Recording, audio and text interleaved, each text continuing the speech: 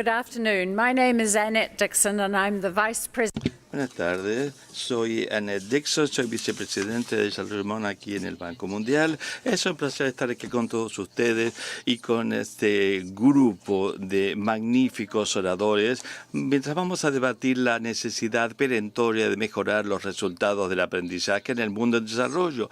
¿Por qué me entusiasma tanto este tema? Porque nos estamos centrando en un punto fundamental, no solamente para el desarrollo del capital humano, sino también para el desarrollo en total del mundo en desarrollo. Como saben, recientemente lanzamos el proyecto de capital humano hace 6 meses, que incluye también un índice de capital humano que mide el aprendizaje o los resultados de aprendizaje y de salud en los niños, porque no solamente afecta la capacidad de alcanzar su propio potencial de aprendizaje, sino también el potencial de todo el país.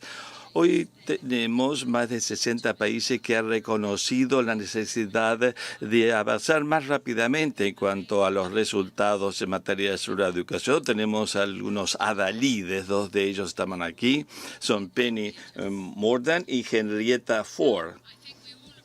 Todos nos damos cuenta de que tenemos un reto formidable en el mundo en desarrollo en materia educativa. Todavía tenemos más de 200 millones de niños que están excluidos de la escuela, están excluidos por razones múltiples, incluyendo los programas, las capacidades o falta de capacidades, los conflictos en algunos países y, por último, la pobreza también los deja fuera de la escuela. Pero cuando llegan a la escuela sabemos que el 60% de los niños en la escuela primaria de los países en desarrollo no logran una eficiencia mínima en lectura, escritura y matemáticas básicas. También sabemos hoy que las aptitudes, competencias y aptitudes que necesitarán los niños para tener éxito en el mundo del futuro del trabajo está cambiando rápidamente. El mundo está cambiando rápidamente. Por ejemplo, la lectura es una capacidad, una aptitud que es un derecho humano básico, pero todos los niños no los logran. Tenemos que llegar a que haya alfabetización para todos los niños del mundo. Algunos ejemplos: en México, casi 10% de los niños de 10 años no pueden leer a un nivel básico. En Indonesia ese número es de 50%, y en un país como Níger, uno de los países más pobres del mundo, es 90% el porcentaje de niños de 10 años que no tienen capacidad de lectura básica. Hay ciertos retos cruciales en los países a todo nivel de desarrollo, y es una de las cosas que hemos aprendido del índice de capital humano cuando se trata de los resultados del aprendizaje. Vemos que en la mayoría de los países de ingreso medio, bajo y bajo hay una brecha significativa entre los niños de escolaridad, entre los años de escolaridad, me corrijo, de los niños y la eficiencia que logran sus aptitudes. Esto no es aceptable, que los niños no puedan leer correctamente. Es algo que necesitan para alcanzar su pleno potencial. Y esto no se trata de un tema del Ministerio de Educación en los países del mundo, sino de las autoridades que fijan las políticas a todos los niveles de gobierno, en todos los sectores y para toda la sociedad.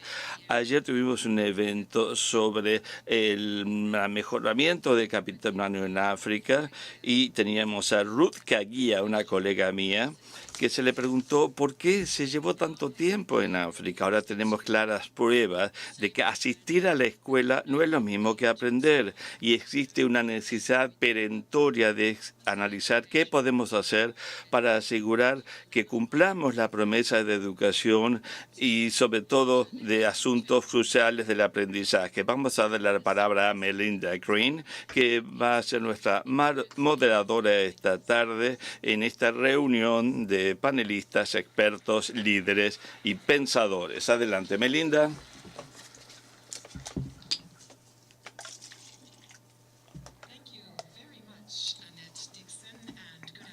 Muchas gracias, Annette Dixon. Buenas tardes, excelencias, damas y caballeros. Soy Melinda Green, soy la corresponsal política en jefe de WDC Televisión. El título de este evento tan enigmático es Asuntos del aprendizaje. ¿Por qué necesitamos una regulación del aprendizaje? Annette Dixon nos ha dado una introducción muy interesante. Los sistemas educativos generalmente se centran en asistir a la escuela y no en los resultados de calidad. Entonces vamos a ver de qué forma podemos centrar nuestra atención en tener los recursos para poder cumplir esa promesa de aprendizaje. No solo porque la educación es una meta por sí misma, su propio derecho, sino también porque es un motor fundamental del desarrollo sostenible e inclusive. En estos dos paneles vamos a concentrarnos en la sustancia y en el proceso de poder tener un aprendizaje de calidad. Y vamos a dividir entonces nuestra sesión en dos intercambios de ideas diferentes. El primer panel va a analizar por qué necesitamos el nuevo enfoque de la revolución del aprendizaje, cuáles son las deficiencias en los resultados que se obtenemos, cuáles son los retos y las necesidades. En el segundo panel nos vamos a centrar en procesos y sistemas para ver cómo alineamos a todas las partes interesadas, el gobierno, el sector privado, para promover un enfoque conjunto coherente, porque necesitamos esto si queremos lograr esa revolución. Le voy a pedir al primer grupo de participantes, de panelistas, que se sirvan pasar aquí al estrado mientras los voy presentando.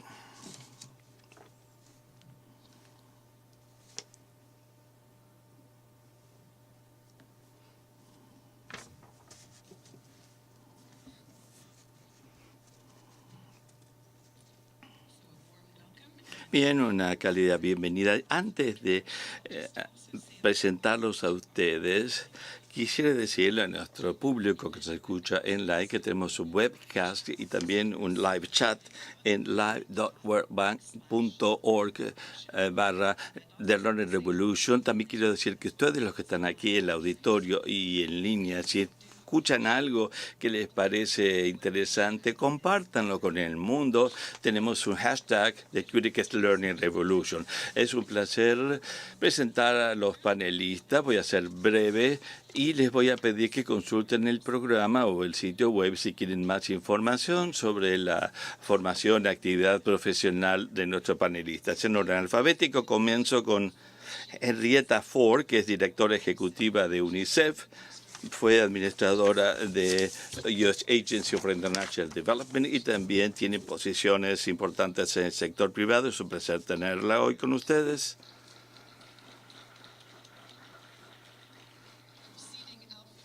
Alfabéticamente me paso al lado derecho. No quiero decir la extrema derecha, no.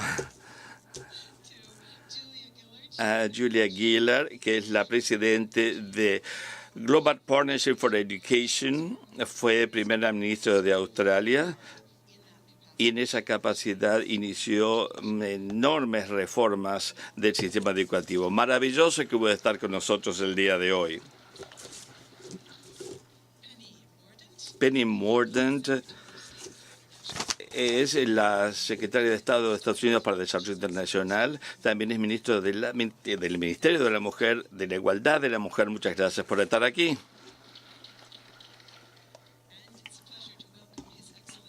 Y su experiencia Jacob Yusuf Safa, ministro de Hacienda de Sierra Leona y también de la Oficina de Planificación de Desarrollo Económico, y tienen gran experiencia en la formación, facilitación y movilización de las comunidades. Su Excelencia, es un placer que esté con nosotros el día de hoy. Quisiera comenzar con Socios para el Desarrollo. Quiero que hablen un poco acerca de las carencias que tenemos, las deficiencias en los resultados del desarrollo tal como se han medido. La educación está atrayendo cada vez más atención y recursos, pero cuando se trata del aprendizaje en sí, encontramos resultados que son un poco desalentadores. ¿Por qué? ¿Cuáles son los obstáculos al aprendizaje? ¿Qué se refiere para que entre en marcha esta revolución del aprendizaje? Comienzo con usted. Muchas gracias. El aprendizaje ocurre en distintas etapas de la vida. En esos primeros 1000 días tan esenciales se aprende muchísimo. Más del 80% del cerebro está en desarrollo en ese momento. Entonces, los programas para la primera niñez son muy importantes y a veces no lo tenemos en cuenta. Pensamos que son años en los que los niños solo están creciendo, en realidad no están aprendiendo, pero en realidad están aprendiendo intensamente. En las escuelas primarias, en nuestro mundo, buscamos enseñar lo esencial, la lectura, la escritura, y los números, las matemáticas que se mencionaron, y no lo estamos haciendo muy bien. 6 de cada 10 en la escuela primaria no están llegando a ese nivel mínimo de dominio de las tareas. Luego, en las secundarias también hay muchos que están abandonando la escuela, y parte de la razón por la cual necesitamos una revolución es porque necesitamos inspirar a los jóvenes de edad escolar para que quieran ir a la escuela, que quieran aprender y entiendan que van a ganarse la vida en el futuro si van a la escuela. Y si no los convencemos, si no sienten ellos que están aprendiendo, que están logrando resultados, no van a querer ir a la escuela. No sé si en el mundo nosotros debemos asegurarnos de que esté dándose ese aprendizaje, que ese entorno los llame, los atraiga. Entonces tendremos que utilizar la inteligencia artificial, métodos digitales, buenos maestros, las aulas, las escuelas, los planes de estudio, todo importa. Muchas gracias. Vamos a ir directamente con Penny Mordaunt. Gracias. Creo que un detalle que cabe recordar es que nuestras metas se van alejando porque buscamos aprovechar las oportunidades que existen en economías en crecimiento, pero las destrezas que vamos a necesitar con la tecnología como va avanzando, siempre va cambiando todo. Y una de las razones por las cuales es tan difícil esto es porque tenemos que ir cambiando el tipo de enseñanza, el tipo de aprendizaje sobre la marcha para poder aprovechar esas nuevas oportunidades.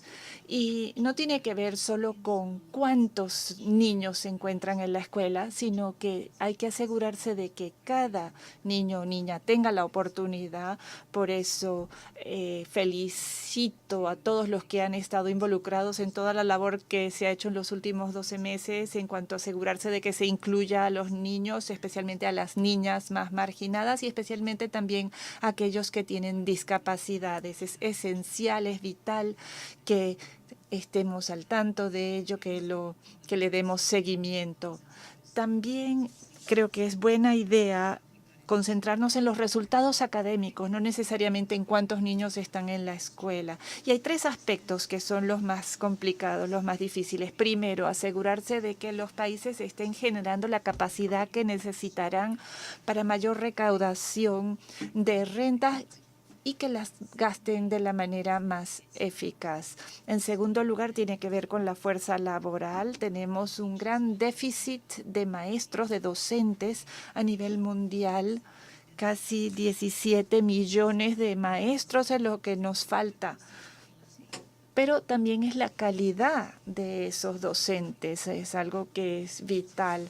Entonces tenemos que asegurarnos de estar capacitando a los maestros y dotándoles de todo lo que necesitan para hacer su trabajo como es debido. Y hay organizaciones que buscan utilizar los fondos de la manera más eficaz para ayudar a los grupos que necesitan esa ayuda y pueden hacer lo que no pueden hacer otros. Y el índice del capital humano elaborado por el banco también es una herramienta esencial. Tenemos que utilizarlo, tenemos que saber cómo leer esos datos. Y hay una alianza ahora entre nosotros, Noruega y el Banco Mundial para asegurarnos de que los niños con discapacidades puedan asistir a la escuela y que estén aprendiendo también. Gracias. Bien, ahora pasamos a Julia Gillard. Primero hablamos de los socios en el desarrollo y luego lo demás. Entonces, la misma pregunta, ¿por qué existen estas carencias y por qué necesitamos una revolución del aprendizaje? Pues yo me hago eco de lo que se ha dicho hasta ahora de la primera infancia, y lo bueno es que estamos teniendo la conversación adecuada. Estamos hablando de resultados, estamos recolectando datos. Quizás son elementos modestos, pero hace unos 5 años no estábamos teniendo esta conversación y no estábamos hablando necesariamente de puntos de medición. Y ahora estamos pasando nuestra atención al tema de la eficiencia en cuanto al dinero invertido en la Alianza Mundial para la Educación como fondo multilateral concentrado en la educación en países en desarrollo. Quiero mencionar 2 cosas. Primero, debemos ir mejorando en cuanto a intercambiar información acerca de lo que funciona y lo que no. Tratamos de aportar a ello mediante un intercambio de innovaciones. Hay varios socios que están trabajando en ello, pero realmente estaríamos haciendo caso omiso de experiencias de las cuales podemos aprender. Hay regiones, provincias, países que lo están haciendo bien y esa experiencia debe compartirse. En segundo lugar, quería decir que existe un reto en la fuerza laboral. ¿Cómo podemos enseñar las destrezas que se van a necesitar para el mercado laboral del futuro? Esa es una de las demandas, de las necesidades de los países en esta Alianza para la Educación. Debemos centrarnos en preparar, en capacitar a los maestros y tenemos que hacerle mucho hincapié dados los retos que tenemos en este momento. Gracias. Quizás podamos retomar algunos de esos temas más adelante. Volvamos con el ministro Safa. Sé que el sistema educativo de Sierra Leona quedó devastado por la guerra civil y que realmente el país ha necesitado de mucho tiempo para que se recuperara el sistema educativo. ¿Nos puede contar qué están haciendo, qué dificultades se enfrentan y cómo están abordando algunos de los otros problemas que han mencionado los demás panelistas? La capacidad, la capacitación de los maestros, lograr que los niños asistan a la escuela, la inclusión, etcétera. Muchas gracias. El sistema educativo sufrió mucho. Solo 2 de cada 5 niños ha asistido a la escuela. Tenemos un 40% de alfabetismo en el país y el gobierno tuvo que hacer hincapié en una educación gratuita de calidad. Esto empezamos el año pasado. Para mostrar nuestro compromiso, hemos asignado el 1% del presupuesto a la educación y estamos buscando prestar servicio a 1,4 millones de alumnos en 10.000 escuelas. Y esto tiene que ver con el acceso. Tienen que tener el acceso primero. Si no pueden ir a la escuela porque no pueden pagar la matrícula, el gobierno ha eliminado esa cuota. Entonces, así todos los niños desde la edad preescolar pueden asistir a la escuela. Luego, los exámenes para las escuelas primarias. Estos costos quedan cubiertos también para quienes no se lo pueden permitir. También para mejorar el acceso hay que hablar de las discapacidades. En el presupuesto tenemos ahora recursos para que el entorno escolar dé la bienvenida a alumnos con discapacidades. Y hablando del acceso, también estamos hablando de la calidad. Aulas adicionales para tener menos alumnos por aula y mejorar la calidad de la enseñanza. Los libros de texto serán gratuitos en varios ámbitos, estudios sociales y matemáticas. También tenemos maestros adicionales contemplados en el presupuesto. También estamos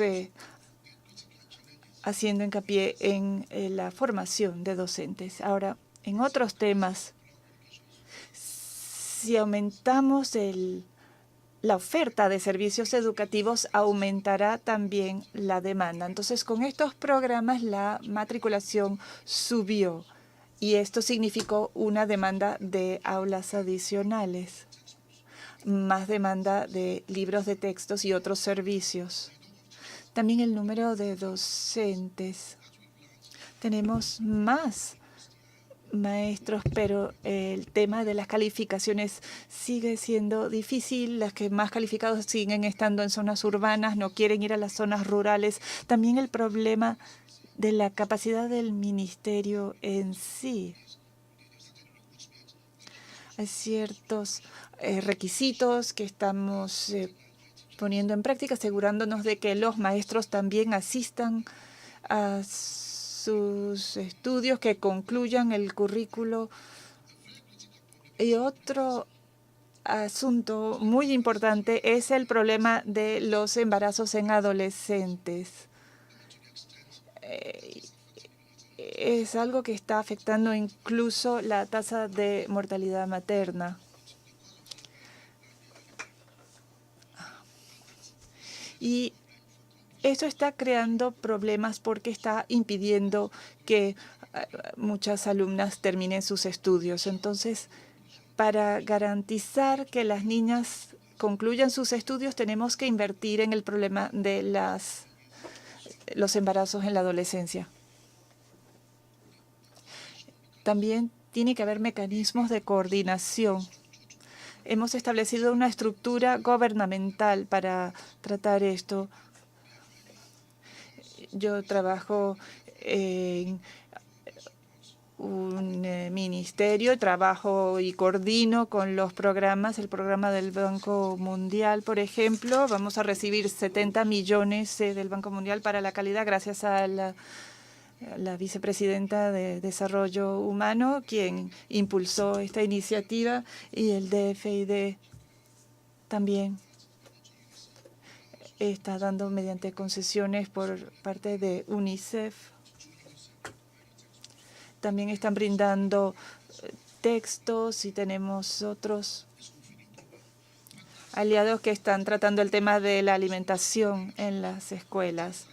A nivel técnico también están ahí, está el Ministerio de Educación y la alianza del gobierno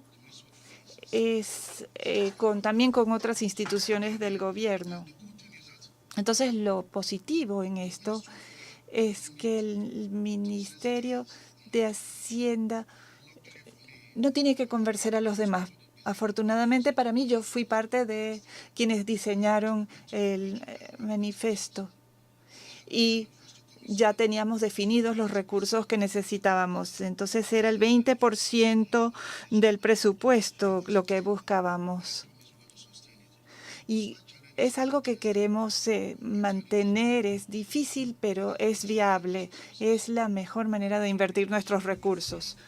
Muchas gracias. Resources and go to Julia Gillard. And to what extent? Bien, ¿en qué medida está mejorando los resultados del aprendizaje? ¿Se trata de invertir más dinero o automáticamente podemos ver una mejora?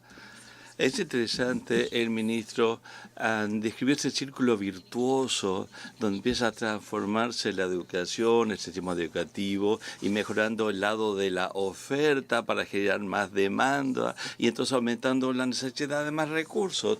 ¿Cómo pueden trabajar los países para realmente aprovechar el tipo de respaldo financiero que requieren? Necesitamos más financiamiento y mejor financiamiento. No es una cuestión claramente de poner más dinero igual mejores resultados. Si fueran las cosas tan sencillas, hubiéramos resuelto la mayoría de nuestros problemas, pero no es tan sencillo. Lo que pasa es que cada dólar que actualmente se invierte en educación tiene que movilizar también contrapartidas internas y también financiamiento externo. externo. Tenemos que tener la mayor eficiencia posible para tener el impacto necesario, y aún así no vamos a lograr educar a todos los niños al nivel que queremos para tener buenos trabajos en el futuro. No vamos a poder educar a los niños más marginalizados, que por definición son aquellos que cuesta más educar y es más costoso, para asegurar que la educación sea de buena calidad. De manera que tenemos que maximizar el impacto de cada dólar y tenemos que hacer más campaña, más promoción de la causa, conseguir más dinero para la educación, y también ese dinero que se apoya a los sistemas educativos que vienen de los mismos países en desarrollo, y reconocer también, y esto lo vemos cuando hablamos con distintos clubes de financiamientos externos, encontramos esto, pero es importante los flujos de financiamiento externo, pero nosotros en el país tenemos que hacer, en todos los países hay que hacer lo suficiente, coordinación, establecer la infraestructura, porque también hay mucha fragmentación en la forma en que se asignan los recursos. Entonces tenemos que tratar de tener una cadena de acciones y reacciones para poder aumentar el nivel de la educación. Podemos anunciar que necesitamos más dinero para la educación, y lo hacemos, pero también desde adentro de los países requerimos más coordinación para realmente hacer la diferencia que queremos con la revolución educativa. El ministro habló de la necesidad de que haya recursos sostenibles. En términos de la experiencia de GPE, ¿dónde vemos las prácticas más interesantes para aprovechar y apalancar recursos internos? Bueno, cuando estamos considerando los países del GPE, muchos están en una aumento de su gasto de educación y los requisitos bajo del modelo del GPE. Los países tienen que incrementar su gasto interno en educación. Dicho esto, tenemos que reconocer que en muchos de los lugares en los que estamos trabajando hay economías reales pequeñas relativamente, ingresos reducidos por impuestos, y a veces el 20% del gasto del gobierno se va a la educación. Sigue siendo relativamente poca para el tamaño y la magnitud de la tarea. Tal vez tendríamos que incrementar la recaudación tributaria. Yo soy líder de la educación y a mí no me importaría que aumenten los impuestos, pero que realmente los impuestos tienen que ser parte de todo el panorama. Así que estamos hablando de un sector donde tenemos que movilizar recursos. Gracias. Le voy a pedir a Henrietta Ford de UNICEF. ¿Quiere decir algo acerca del financiamiento? Usted tiene mucha experiencia en el apalancamiento de inversiones, pero también quisiéramos que hablemos acerca de los adolescentes, porque UNICEF se centra mucho en los adolescentes. ¿Cómo hacemos para atender las barreras al aprendizaje para este grupo de la población que tiene necesidades muy específicas? En la práctica, ¿qué funciona? Bien, quisiera referirme a los comentarios de Julia y Penny sobre el financiamiento. El financiamiento sí hace una diferencia, sobre todo en una comunidad minoritaria o con personas con discapacidades, niños con discapacidades. 9 de 10 niños con discapacidades no van a la escuela. Si hubiera más dinero, podríamos educarlos, enviarlos a la escuela. Y si hablamos de las poblaciones indígenas o minorías, los recursos hacen la diferencia. A veces es difícil para el gobierno, y lo han explicado claramente. El ministro dijo que es difícil llegar a todos y cada uno del país, y son aquellos que más requieren financiamiento. Ahora, el Banco Mundial nos ha ofrecido la posibilidad de movilizar financiamiento externo, público y privado. Esto es un gran cambio, y todos los países deben aprovechar, todas las entidades deben tratar de movilizar más recursos en favor de la educación. En cuanto a los jóvenes, los adolescentes están en una época crucial de su vida. Y a veces no sienten que están hablando con nosotros o que los estamos escuchando, pero lo que nos dicen es que hay mucha violencia en sus vidas, violencia doméstica en la escuela, yendo a la escuela, volviendo a la escuela, en la comunidad y en línea.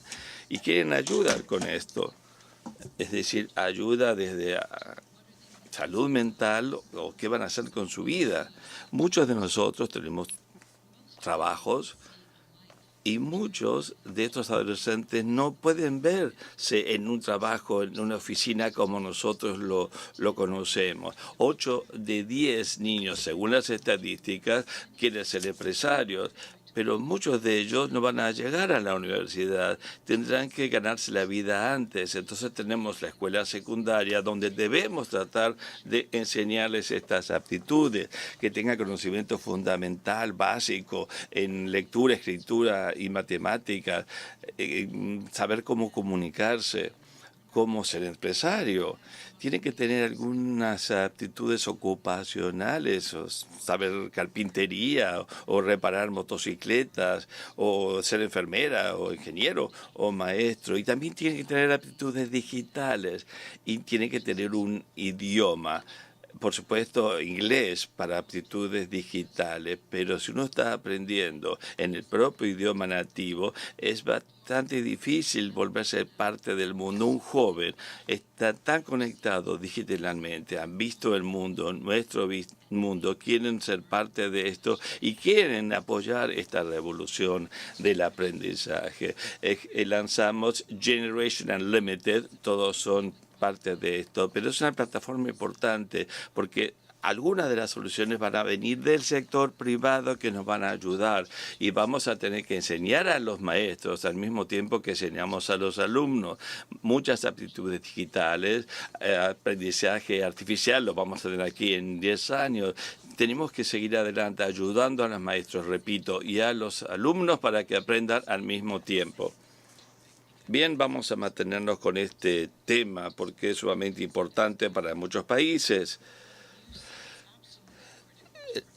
¿Qué es lo que es crucial absolutamente para preparar a los jóvenes para un futuro laboral que es difícil imaginar ahora? Bueno, por supuesto, estoy de acuerdo con lo que dijo Henrietta. No es como una fábrica de salchichas donde metemos recursos por un lado y del otro lado salen las salchichas. No, se trata de una motivación individual, qué es lo que necesitan los alumnos para aprender y qué habilidades personales tienen para aprovecharlos. Para realmente asegurar de que esto ocurra, la gente tiene que ver que vale la pena quedarse en la escuela, asistir a la escuela, participar. Tiene que saber que va a haber mejores oportunidades para establecer una empresa o que pueden tener acceso a una actividad económica con una mejor trayectoria laboral. Esto es muy importante. También es importante considerar los puntos que mencionó Henrietta de que la gente pueda tener un medio seguro en sus estudios, sin violencia.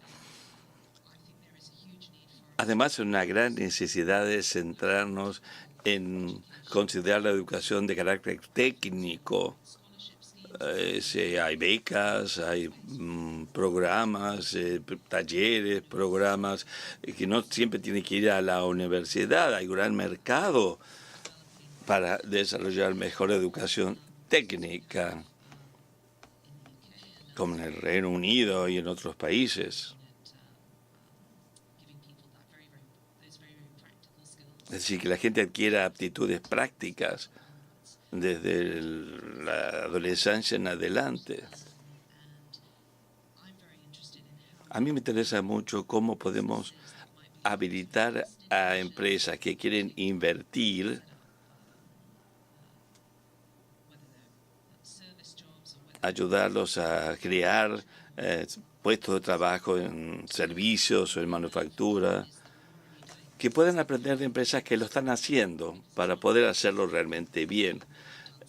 No se trata de tomar lo que hicimos aquí y replicarlo en otro país. A mí me impresiona mucho la experiencia que han adquirido algunos países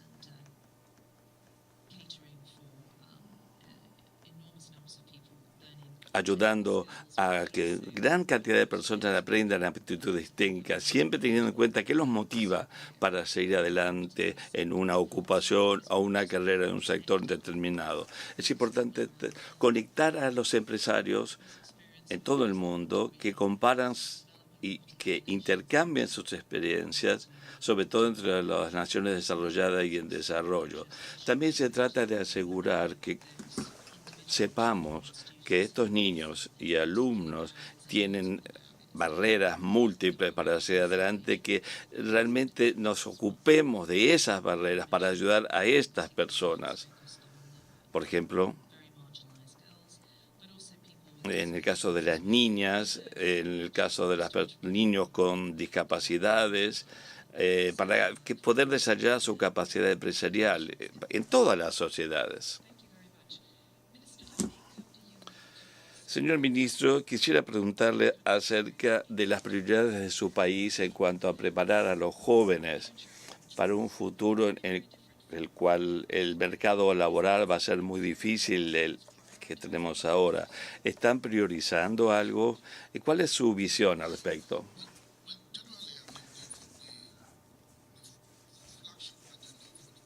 Bueno, el programa de gobierno tiene en cuenta la educación, está en la parte superior de las prioridades.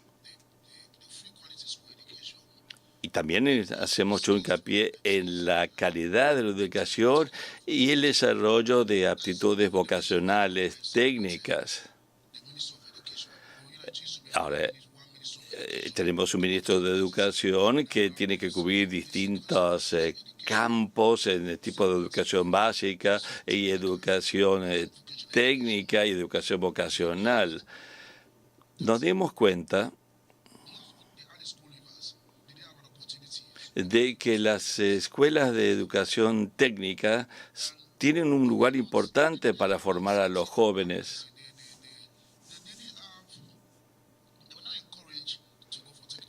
Pero no hay, por algunas razones no se alienta a los alumnos a asistir a escuelas de enseñanza técnica, porque el proceso de admisión no es claro, las normas no son claras. Entonces, muchos optan por una educación general como un bachillerato y no se dedican, no se orientan hacia la educación técnica, que también es importante. Nosotros queremos que haya más apoyo al desarrollo de sistemas de educación, de enseñanza técnica, con programas de estudio, con todo lo que pueda formar personas para incluso ser parte de una empresa, pero tener su propia actividad en algún tipo de oficio u ocupación. Tenemos que ofrecerles oportunidades y tenemos que enseñarles que también hay otras posibilidades y que es importante concluir sus cursos, su educación, motivarlos de alguna manera, ya sea en una escuela tradicional o una escuela de enseñanza técnica. O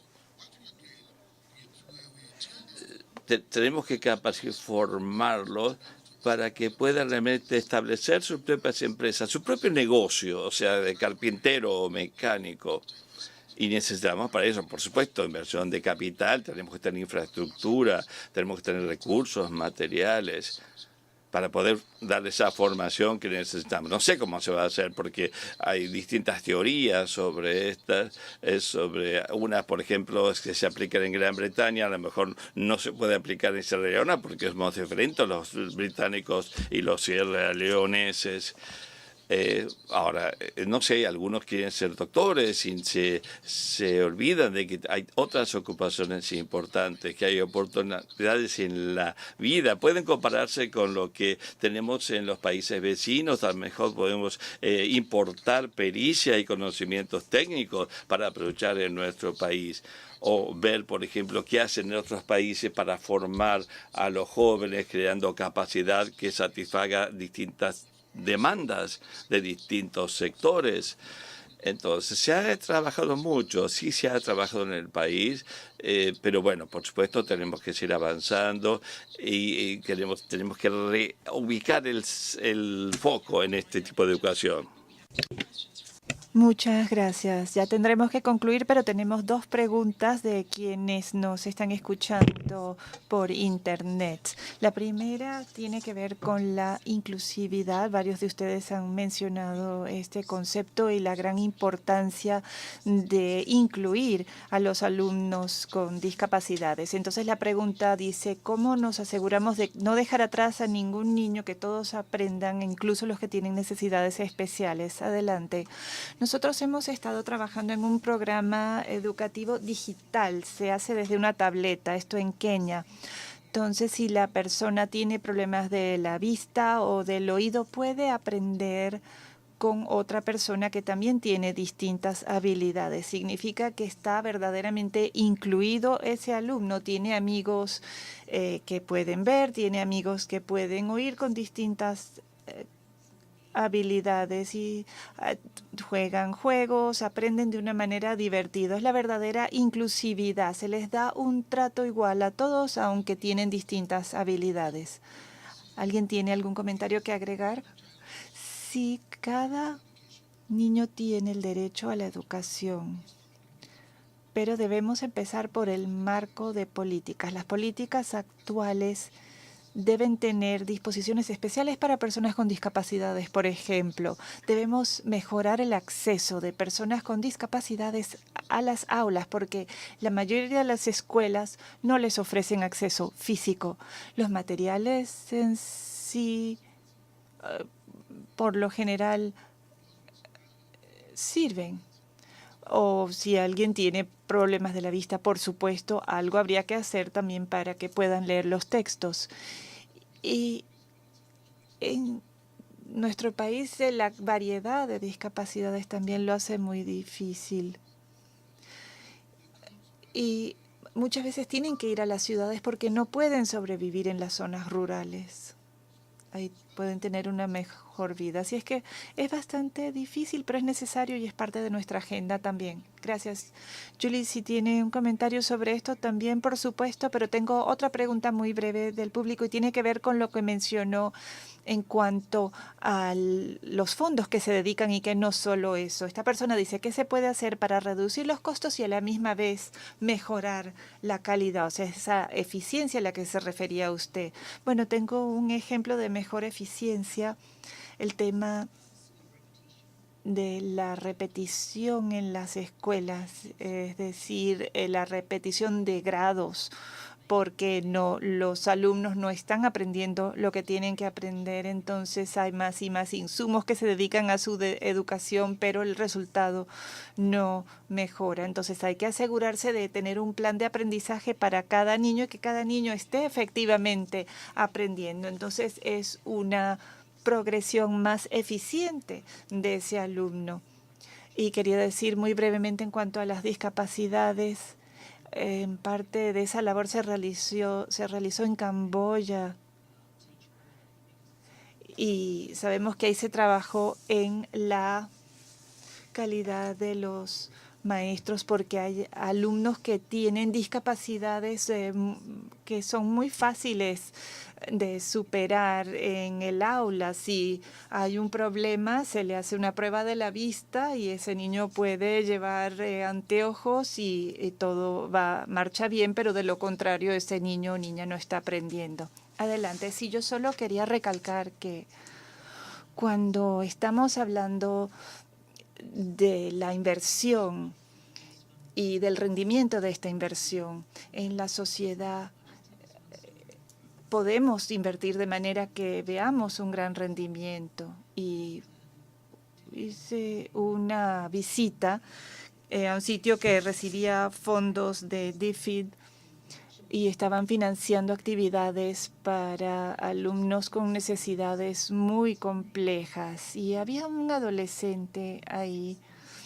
quien en 6 meses, desde que había comenzado el programa, por primera vez ese alumno había sido capaz de indicar a alguien que tenía que usar el baño.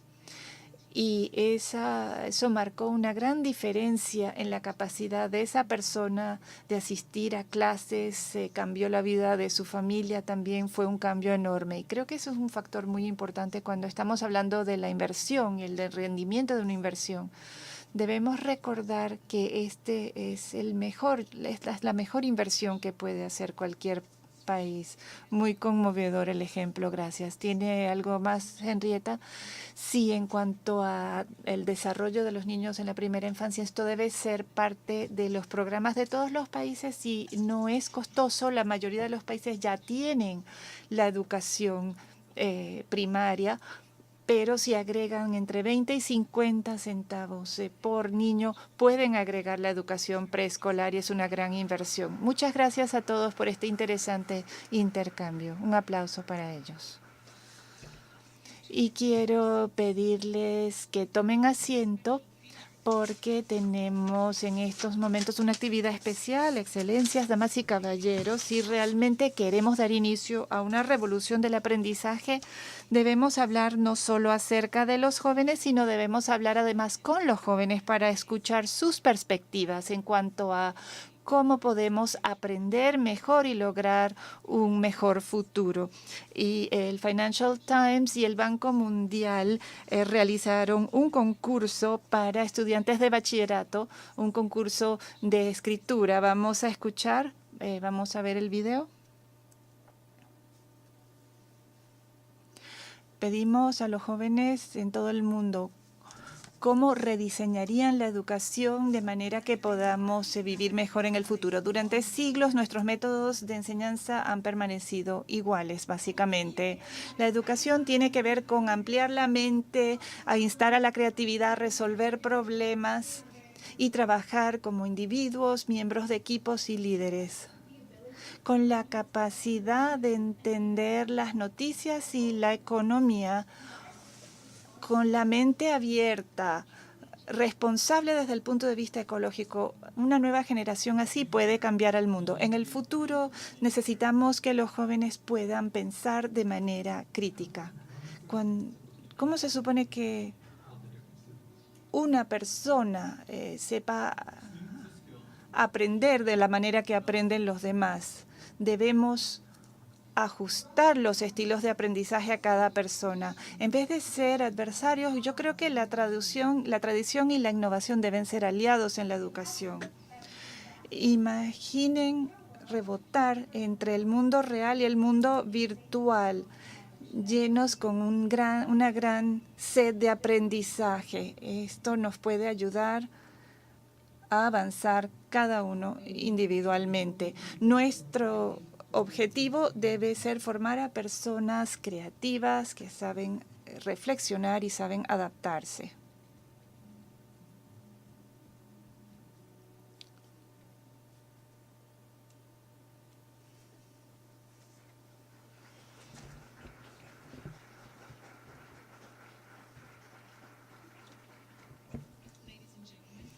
Damas y caballeros, dos de los concursantes del grupo de ganadores que vimos en el video están aquí, de 17 años. Nia Doan de Vietnam y Ishita Gupta de la India están con nosotros. Por favor, pasen al escenario y Annette ya está aquí. Le voy a pedir que los presente y les dé el reconocimiento.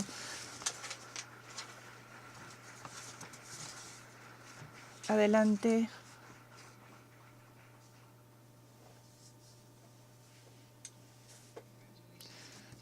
Felicidades a las dos.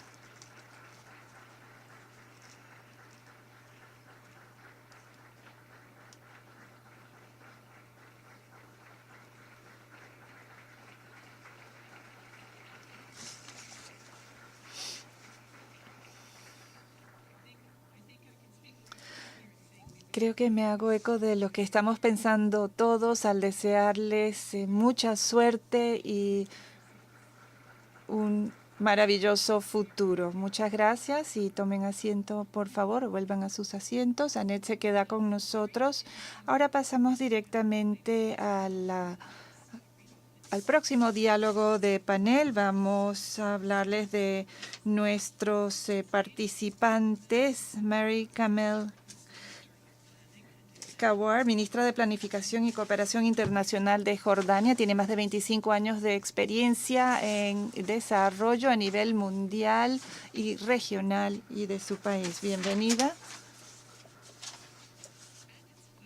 Y es un placer darle la bienvenida a Alan Blue, cofundador de la red profesional LinkedIn y también vicepresidente de gestión de productos. Es diseñador de fondos para teatros y también ha diseñado nuevos productos para PayPal. Bienvenido.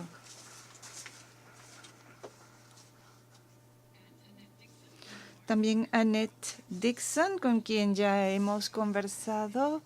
Ya voy a dar unos detalles más acerca de su carrera. Trabajó durante años en el Banco Mundial, antes en el gobierno de Nueva Zelanda, en el Ministerio de Asuntos de la Juventud y Ministerios de Salud y Asuntos de la Mujer también. Nos complace mucho que pueda estar con nosotros en este panel. En este panel, damas y caballeros, queremos hablar específicamente de cómo lograr trabajar de manera coordinada en esta revolución de la educación. Esa va a ser una de las claves para lograr mejorar nuestros resultados de educación en todas las maneras que hemos mencionado. Su Excelencia, Ministra Kawar, empezamos con usted. Y tienen un reto especial en su país, un gran número de refugiados en el país. Y en cuanto a la manera de incluirlos en el sistema educativo, ¿qué están haciendo para garantizar un enfoque coordinado? Gracias. Como todos saben, Jordania ha recibido a un gran número de refugiados. El sistema educativo acepta a toda persona menor de edad, sin importar su nacionalidad. Los niños sirios recibieron la bienvenida para asistir a las escuelas y todos los demás refugiados también. Esto por ese principio de no dejar atrás a nadie. Pero teníamos dos problemas. De repente tuvimos la llegada de muchos nuevos alumnos, lo cual dio paso a dos problemas. Los docentes no eran capaces de absorber este nuevo volumen de trabajo, esto en el aspecto de las escuelas, y los niños sirios, los más pequeños, tenían dificultades para asistir y permanecer en las escuelas, y los niños sirios mayores, después de las interrupciones que habían sufrido, no estaban muy comprometidos a mantenerse en la escuela, entonces hubo abandonos de la escuela. Entonces, para asegurarnos de que los más pequeños estuvieran en las escuelas, capacitamos a maestros sirios de los campamentos como asistentes en las escuelas jordanas. Oficialmente no eran docentes capacitados por el gobierno jordano, pero sí eran maestros en su tierra. Entonces esto nos ayudó con la inclusión, el tener maestros sirios junto con los maestros jordanos. Y para los niños un poco mayores, como en el panel anterior, hablábamos del aprendizaje, no solo de la educación. Y trabajamos con muchas ONGs, un programa, EDRAC se llama, de la Fundación de la Reina Rania, tenía aprendizaje en línea mediante la tecnología para que los niños pudieran seguir aprendiendo y pasar a la educación superior utilizando la tecnología.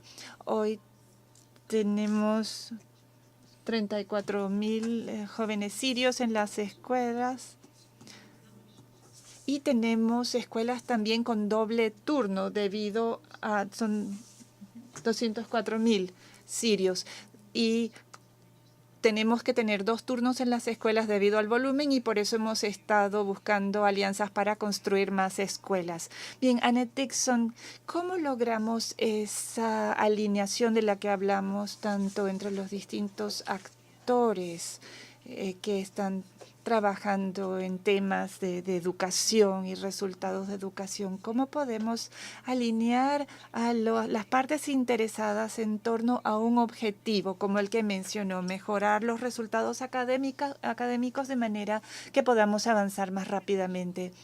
La coordinación es difícil en todos los países.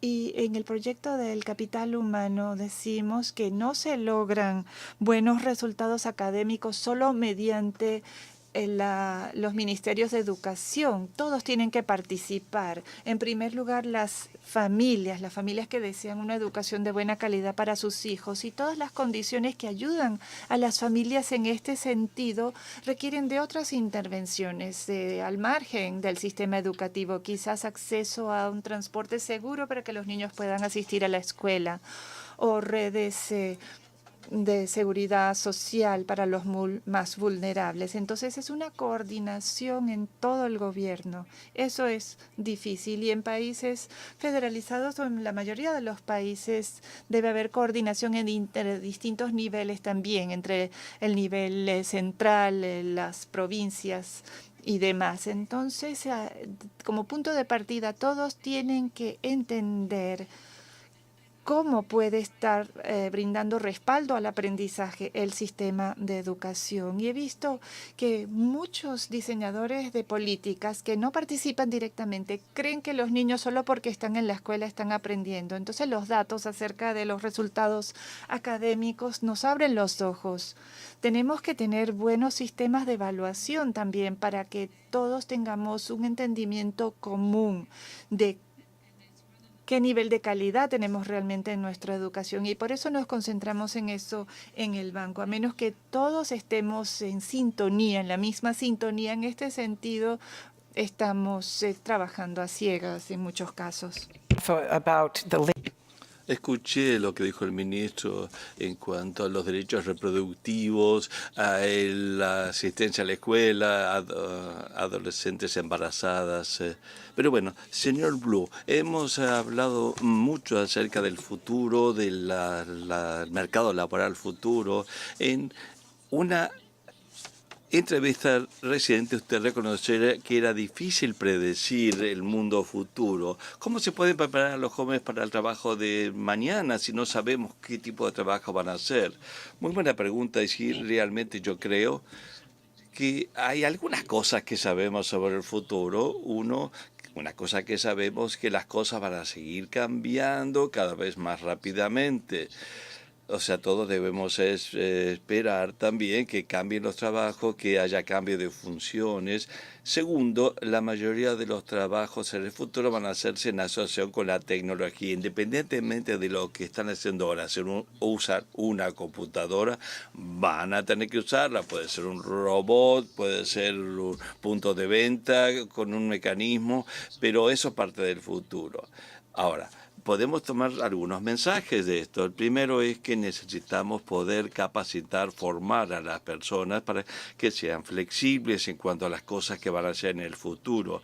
Y vamos a lo que se dijo en el primer panel sobre la importancia de aprender, cómo aprender y cómo trabajar con otras personas, cómo tomar buenas decisiones, porque van a ser aptitudes fundamentales para cualquier puesto de trabajo. Además, la educación técnica tiene que ser importante, porque si todos los trabajos van a tener cierta tecnología, todo el mundo tiene que aprender a usar la tecnología. Aparte de saber muchas matemáticas, tenemos que saber cómo usar las computadoras, cómo se utilizan los datos en la labor que hacemos, porque si no, no vamos a estar preparados, ni siquiera para hacer uniformes en lo que hagamos. Gracias. Algunas palabras, por favor, sobre qué lo puede hacer el sector privado o las empresas como la suya. Sé que están lanzando una iniciativa de aprendizaje con el Banco Mundial. ¿Podría explicarnos y cuál es la función del sector privado en general? Nosotros pensamos que en el futuro los que tenemos ahora y los que tendremos en 10 años van a ser los mismos retos. Ahora lo más difícil es estar seguro de que formemos personas para que puedan aceptar los trabajos de hoy. Eso pasa hoy. Eso también va a pasar en 10 años. Nuestra meta debe ser tener un sistema que nos permita entender lo que está pasando en la economía que los rodea para que el sistema educativo pueda ser flexible e ir cambiando para que la gente aprenda lo que tiene que aprender. Y aquí entran en juego los datos para saber qué pasa exactamente en la economía. En los últimos años, nuestro equipo trabajó con el Banco Mundial para desarrollar un portal nuevo de datos que lo pueden encontrar ustedes, Se llama linkedindata.worldbank.org. Y pueden ver ahí información sobre necesidades de aptitudes, los trabajos, migración entre los lugares, para poder ayudar a los educadores, a los gobiernos, a las ONGs y a personas a tomar mejores decisiones, mejores selecciones sobre lo que tienen que aprender para ubicarse en un mundo laboral nuevo. Claro, dos aspectos básicos, la buena política y la importancia de los datos. Ahora quiero que hable un poco acerca de su labor en asociación con el sector privado. ¿En qué medida el sector privado es un asociado importante para ustedes para tratar de atacar algunos de los retos que enfrentan? Nos encontramos en este momento en un punto en que tenemos que pensar en alianzas, en asociaciones. El gobierno solo no puede hacer todo ya. Le voy a dar unos ejemplos de algunos desafíos que tenemos que vencer. Uno, en los próximos 10 años tenemos que crear 600 escuelas nuevas porque hay un crecimiento demográfico. Muchos somos una porción joven, el 80% tiene menos de 30 años. Además, porque muchas escuelas son alquiladas y no cumplen con las normas. Entonces, tenemos un gran proyecto de infraestructura y recientemente hicimos un estudio de caso con un proyecto piloto con la IFC, en la cual van a construir, manejar y operar escuelas públicas. Si funciona este proyecto, esa sería la forma que para el futuro podamos manejar los planes de estudio en asociación con el sector privado también. Y tampoco nos teníamos que preocupar por los costos de infraestructura en ese sentido. Otro reto es que en Jordania solo el 14% de las niñas menores de 4 años tienen educación, tienen acceso a la educación. Imagínense la pérdida de oportunidades que tenemos en la primera infancia. Como gobiernos queremos promover educación preescolar a nivel privado y público. Hoy no tenemos los medios, por eso nos estamos asociando con el Banco Mundial, pensando en distintas opciones para desarrollar un programa para formación en la primera infancia con el sector privado. Por ejemplo, a las familias de menores ingresos les podemos dar vouchers, cupones o regular el sector de tal manera que podamos establecer un gran número de escuelas o programas de desarrollo de la primera infancia de alta calidad que no sean directamente administrados por el gobierno. Lo último tiene que ver con lo que acaba de decir mi colega, cómo podemos mejorar la transición de la escuela al trabajo. Para esto nosotros estamos alineando el sistema de educación vocacional, Ministerio de Trabajo, de Educación con el sector privado, y llamamos una especie de consejo de aptitudes del sector privado, donde el sector privado está administrando y orientando qué tipo de aptitudes y certificación se requieren para el mercado laboral. Ya habló usted sobre la necesidad de tener metas claras. ¿Qué otro piensa que es fundamental para el gobierno para realmente mejorar este tipo de transformación? Y, claro, por supuesto, en forma eficaz y costeable.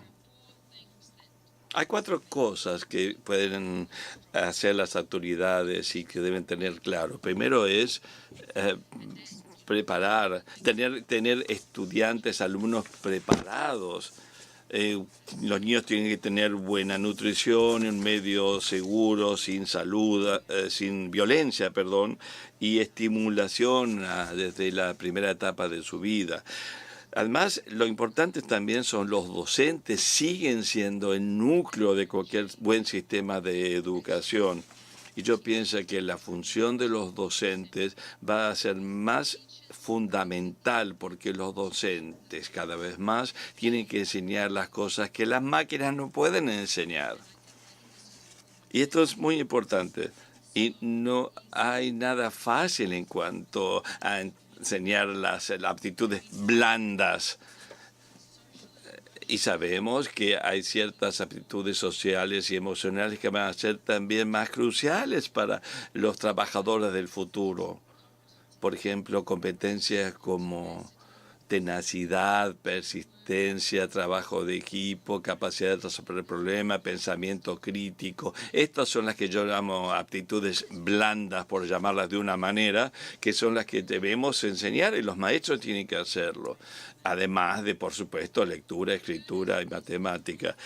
Tercero, hay una función que tiene la tecnología en el aprendizaje, desde los recursos, los planes de estudio, y hay mucho que se puede hacer en este espacio para los países en desarrollo. Es importante centrarnos en aquellas cosas que van a apoyar a los maestros para ejercer su función. Muchos países tienen docentes que ellos mismos vienen de sistemas educativos que son bastante deficientes. Las tecnologías a las que me refiero han sido probados, han aumentado de escala y se utilizan incluso en situaciones donde hay poca capacidad en diferentes contextos. Y en último lugar, tenemos una importante función de liderazgo a nivel de la escuela y a nivel de todo el sistema educativo. Ayer yo iba manejando para ir a trabajar y escuché una radio de Nueva Zelanda para enterarme de las noticias porque acabo de ir a trabajar allá. Había un investigador que hablaba de un estudio a largo plazo que se llevó a cabo en Nueva Zelanda con un seguimiento de 5 años de varias escuelas. Hicieron un estudio en profundidad en 20 escuelas que habían tenido mayores mejoras en los resultados de la educación. Y tenía 3 cosas en común. Primero, los niños estaban en un medio de aprendizaje seguro, no violento e inclusive. De esta forma pueden desempeñarse mejor. Segundo, había una fuerte relación entre los alumnos, los docentes, los padres, la comunidad, la sociedad y el sector privado. Excelentes relaciones entre la escuela y el resto del mundo. Y por último, realmente había muy buen liderazgo. Y esto lo sabemos, ¿no? Viaja por el mundo y vemos que hay variaciones en la calidad de las escuelas. Podemos incluso entrar a una escuela y sentir la diferencia. Y a veces tiene que ver justamente con la calidad. Muchas gracias. 2 preguntas, por favor. Alan Blue. 1, por ejemplo, de esas aptitudes que mencionó Annette, esa es la lista así fácil de armar, es decir, los trabajos que tienen que hacer los maestros son trabajos que no pueden enseñar las máquinas, como pensamiento crítico y estas aptitudes blandas que ella mencionó, suaves. Ahora, ¿está de acuerdo que esa es la lista en la que tenemos que concentrarnos para preparar a los jóvenes para el futuro? Y en segundo lugar, estamos hablando que el futuro está ligado a la educación tecnológica, que parece crucial. ¿Le parece que es una innovación promisoria en cuanto a la educación tecnológica? Bueno, por supuesto, eso de las aptitudes blandas, le llamamos así, pero no queremos disminuirlas en su importancia, pero bueno, así se le llama, soft skills. Ahora veamos todas las diferencias que tenemos en cuanto a aptitudes. En general, la mayor son en este tipo de aptitudes de comunicación verbal y son esenciales para que la gente tenga éxito en sus trabajos. Ahora tenemos que encontrar una forma de concentrarnos. Ahora, La gente desarrolla sus aptitudes desde el principio de su vida y eso es uno de los problemas. Cuando estamos trabajando de la escuela secundaria o de la universidad, podemos estar muy influenciados por grupos de empleadores que dicen es lo que necesitamos, estos son los requisitos técnicos, pero tienen menos interés y menos capacidad en afectar o modificar las opciones de los chicos de jardín de infantes o de la escuela primaria. O sea, aquí sí tenemos un problema para cerrar esa brecha. La tecnología educativa puede ayudar también. Pienso que si no estamos haciendo nuestro trabajo en las computadoras, vamos a tener que usar la computadora en el futuro. También las maestras, también los docentes. Vamos a descubrir formas en que los docentes y la tecnología van a trabajar juntos para producir no solo resultados mejores, sino a mayor escala. Por ejemplo, en la labor que hizo LinkedIn en India, hay una organización que se llama ILNFX, que hacen infraestructura a gran escala y otros proyectos de importancia en la India para poder estar seguros de que cuenten con gente que van a trabajar en los hoteles y hospitales, que van a construir, empiezan a formar, a capacitar gente para esos proyectos en cuanto a las labores que van a requerir.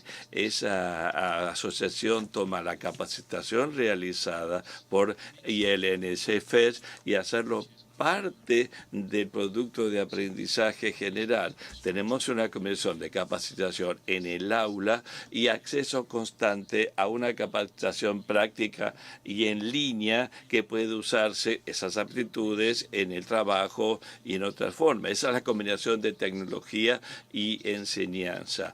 A mí lo que más me emociona de la tecnología educativa es que los docentes y la tecnología tienen que establecer un equilibrio, porque hay una gran cantidad de relaciones positivas para que cada docente tenga mejor impacto con ayuda de la tecnología.